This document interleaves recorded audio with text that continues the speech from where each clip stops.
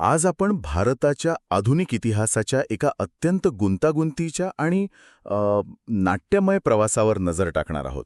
हो. आपल्याकडे एका माहितीपटाची संपूर्ण पटकथा आहे, जी आपल्याला या प्रवासातल्या महत्त्वाच्या वळणांवर घेऊन जाते.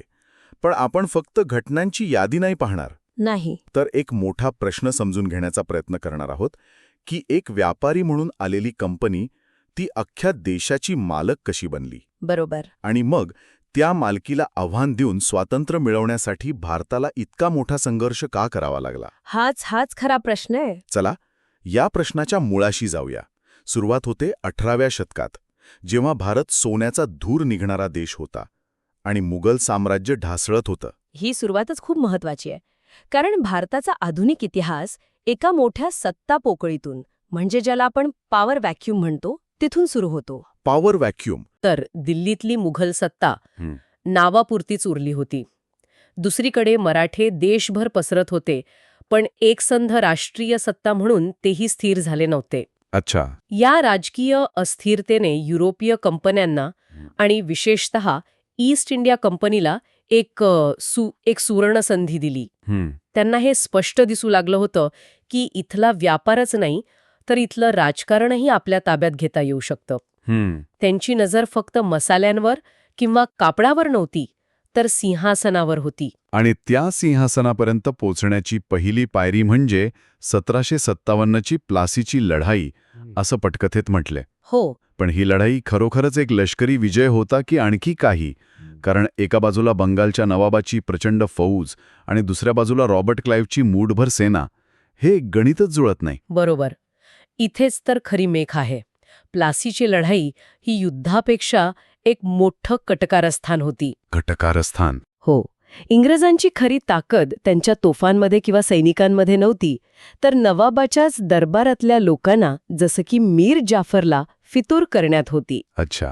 त्यांनी पैसाचा आणि पदाचा आमिष दाखवून नवाबाची अर्धी ताकद लढाई सुरू होण्याआधीच संपवली होती. प्लासीच्या लढाईने ईस्ट इंडिया कंपनीला एक महत्त्वाचा धडा शिकवला.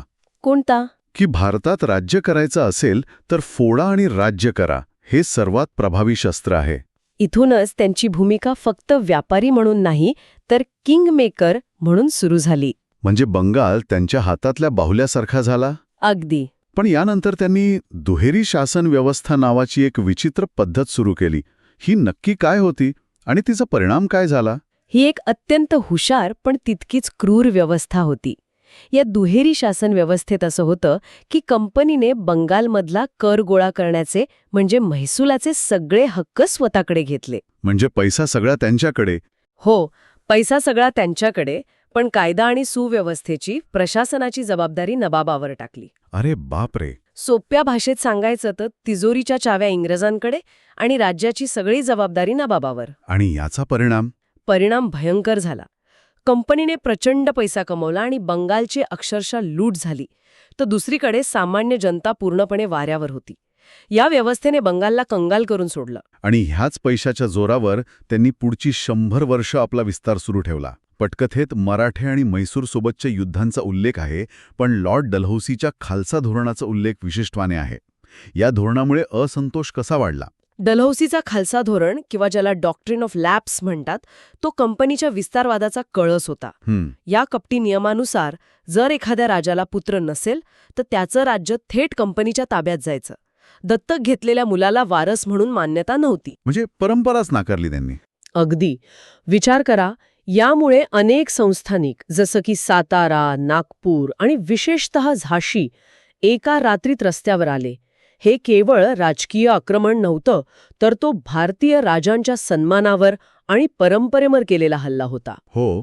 या धोरणाने अनेक राजघराण्यांमध्ये आणि त्यांच्या प्रजेमध्ये प्रचंड चीड निर्माण केली. म्हणजे जवळपास 100 वर्षांपासूनचा हा असंतोष, ही चीड, हे सगळं साचत होतं. हो. मग 1857 मध्ये जो उद्रेक झाला, तो केवळ एनफिल्ड रायफलच्या काडतुसांमुळे झाला नव्हता, तर या सगळ्याचा तो एक स्फोट होता. अगदी बरोबर. काडतुसांचं प्रकरण ही फक्त एक ठिणगी होती. खरा वणवा आधीच पेटला होता. म्हणजे कंपनीच्या धोरणांमुळे नाराज झालेले राजे महाराजे, जमीन हिसकावून घेतलेले जमीनदार, धर्मावर हल्ला होतोय असं वाटणारे सैनिक आणि सामान्य जनता, हे सगळे एकत्र आले. मंगल पांडे, झाशीची राणी लक्ष्मीबाई, नानासाहेब पेशवे, तात्या टोपे आणि बहादूरशाह जफर यांसारख्या नेत्यांनी या विखुरलेल्या असंतोषाला एकत्र आणण्याचा प्रयत्न केला. हा उठाव यशस्वी झाला नाही, पण त्याचा एक दूरगामी परिणाम झाला. तो कोणता? सर्वात मोठा परिणाम म्हणजे भारतात ईस्ट इंडिया कंपनीची राजवट संपली. अच्छा. ब्रिटिश संसदेला कळून चुकलं की एका व्यापारी कंपनीच्या हातात एवढा मोठा देश सुरक्षित नाही. त्यामुळं सत्ता थेट ब्रिटिश राणीच्या हातात गेली आणि भारतावर ब्रिटिश राज सुरू झालं. भारताच्या इतिहासातील एका पर्वाचा हा शेवट होता. पण या उठावाच्या अपयशाने भारतीयांना अजून एक गोष्ट शिकवली असं तू म्हणालीस. हो, कोणती गोष्ट? ती म्हणजे केवळ लष्करी ताकदीने किंवा तलवारीच्या जोरावर ब्रिटिशांना हरवणं शक्य नाही. बरोबर. खरा बदल हा समाजात, लोकांच्या विचारांमध्ये घडून आणावा लागेल. आणि याच गरजेतून एका नव्या युद्धाची सुरुवात झाली, विचारांचे युद्ध. इथेच पटकथेत राजाराम मोहन रॉय, महात्मा फुले आणि सावित्रीबाई फुले यांच्यासारख्या समाजसुधारकांचा प्रवेश होतो. 1857 नंतर तलवारीची लढाई थांबली आणि विचारांची लढाई सुरू झाली, हे वाक्य खूपच महत्वाचं वाटतं. हो ना? या बदलाचं महत्त्व काय होतं? याकडे आपण भारताचा आत्मशोध म्हणून पाहू शकतो. या नेत्यांनी ओळखलं की आपल्या समाजातच अनेक वाईट प्रथा आहेत, जसं की सतीप्रथा, बालविवाह, जातीय भेदभाव. जोपर्यंत आपण आपला समाज आतून सुधारत नाही, तोपर्यंत राजकीय स्वातंत्र्याला काहीच अर्थ नाही. महात्मा फुलेंनी शिक्षण, विशेषतः महिला आणि बहुजन समाजासाठी शिक्षणाचे दरवाजे उघडले. हो. त्यांनी सांगितलं की खरा शत्रू बाहेर नाही, तर आपल्या आतल्या अज्ञानात आणि विषमतेत आहे. या वैचारिक पायावरच पुढे जाऊन राष्ट्रीय चळवळ उभी राहिली. आणि याच वैचारिक पायावर 1885 मध्ये भारतीय राष्ट्रीय काँग्रेसची स्थापना झाली. पण या पटकथेत एक आश्चर्यकारक गोष्ट नमूद केली आहे की काँग्रेसची स्थापना एका ब्रिटिश अधिकाऱ्याने A.O. ह्यूमने केली होती. हे थोडं विचित्र नाही का? आहे तर. की भारताच्या स्वातंत्र्याची मागणी करणारी संस्था एका इंग्रजानेच सुरू केली. हा खूपच रंजक मुद्दा आहे.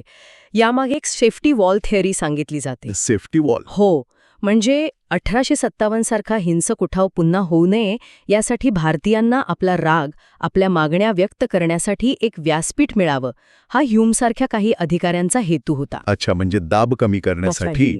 पण काँग्रेसने हळूहळू स्वतःची वेगळी ओळख निर्माण केली.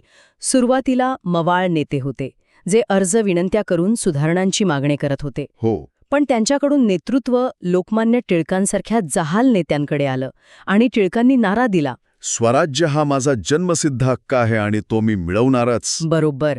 इथून स्वातंत्र्य लढ्याला एक आक्रमक दिशा मिळाली. पण तरीही हा लढा प्रामुख्याने सुशिक्षित आणि शहरी वर्गापुरता मर्यादित होता असं वाटतं. होता.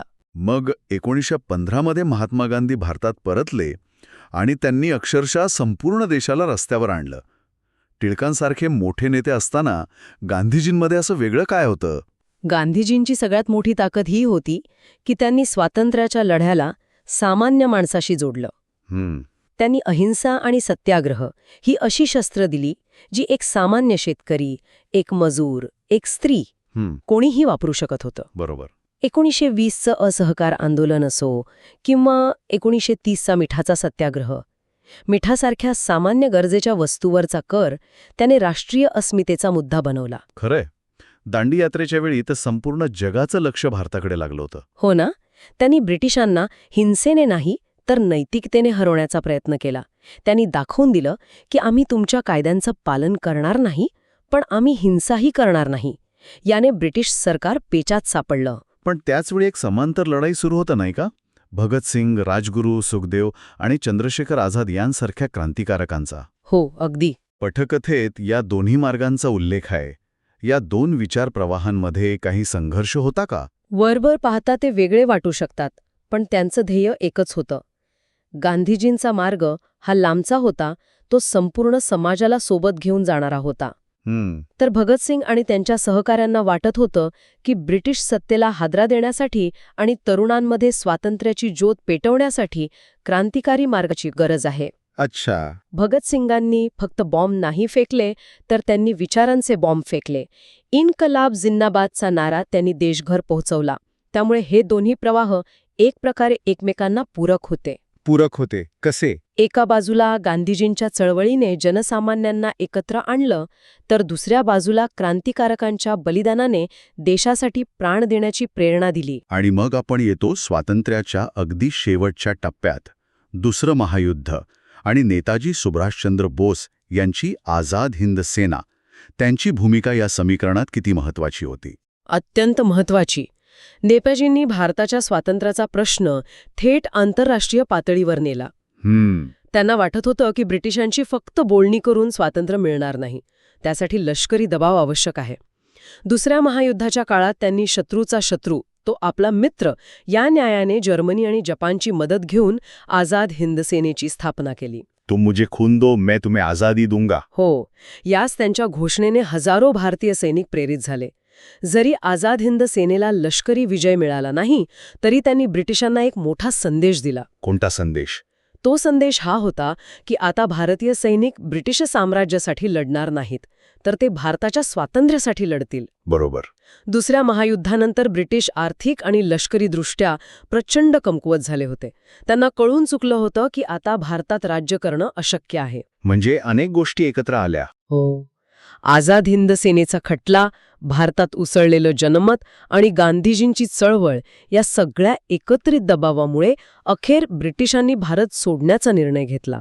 तर एका व्यापारी कंपनीच्या कटकारस्थानापासून सुरू झालेला हा प्रवास, 100 वर्षांची राजवट, 1857चा उठाव, सामाजिक प्रबोधन, काँग्रेसची स्थापना, गांधीयोग, क्रांतिकारकांचं बलिदान आणि नेताजींचा लढा. हो. अशा अनेक वळणांनंतर स्वातंत्र्याच्या उंबरठ्यावर पोचला. हो, पण हे स्वातंत्र्य फाळणीच्या वेदनेसह मिळालं. हो, आणि ती या संपूर्ण इतिहासातील सर्वात मोठी शोकांतिका आहे. 15 ऑगस्ट 1947 रोजी पंडित नेहरूंचं ट्रिस्ट विथ डेस्टिनी हे भाषण एका नव्या युगाची सुरुवात करत होतं, पण त्याचवेळी लक्षावधी लोक फाळणीच्या आगीत होरपळत होते. त्यामुळे भारताचा आधुनिक इतिहास हा केवळ विजयाचा नाही, तर तो वेदनेचा आणि त्यातून शिकण्याचाही आहे. तर मुघल साम्राज्याच्या अस्तापासून सुरू झालेला हा प्रवास, ज्यात व्यापार, राजकारण, युद्ध, विचार, अहिंसा आणि क्रांती अशा अनेक गोष्टी होत्या, तो अखेरीस स्वातंत्र्यावर येऊन थांबला. या माहितीपटाच्या पटकथेने आपल्याला या प्रवासातील अनेक महत्त्वाचे टप्पे दाखवले. हो, पण एक गोष्ट लक्षात ठेवायला हवी. कोणती? या प्रवासाचा शेवट स्वातंत्र्यावर होत नाही, तर एका नवीन आणि मोठ्या जबाबदारीने होतो. या शेकडो वर्षांच्या संघर्षातून, अनेक विचारांच्या मंथनातून भारताचं संविधान निर्माण झाले, ज्याचे प्रमुख शिल्पकार डॉक्टर बाबासाहेब आंबेडकर होते. बरोबर. आणि यातून एक महत्त्वाचा प्रश्न आपल्या सगळ्यांसमोर उभा राहतो.